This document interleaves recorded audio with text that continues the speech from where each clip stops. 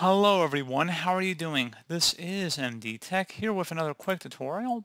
In today's tutorial, I'm going to show you guys how to resolve if you're coming across an error on Windows 11 that says that the connection has timed out. So this should hopefully be a pretty straightforward process, guys. And without further ado, let's go ahead and jump right into it.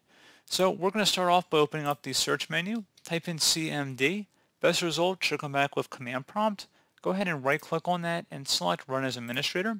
If you receive a user account control prompt, go ahead and select yes.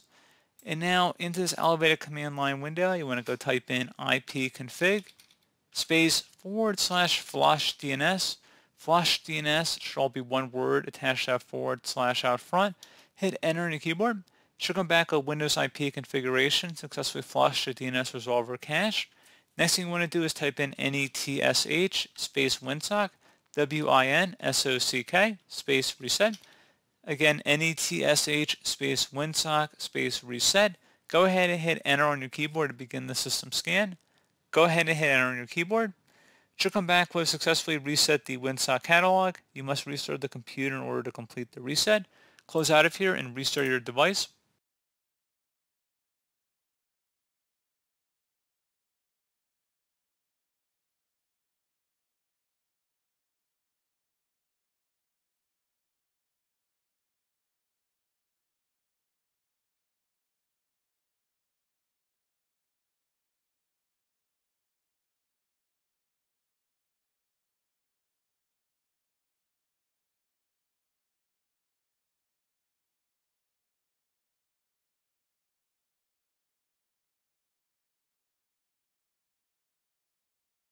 And there you go, guys. Should be as simple as that. And hopefully I was able to resolve your problem.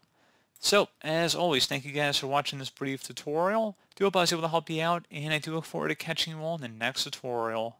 Goodbye.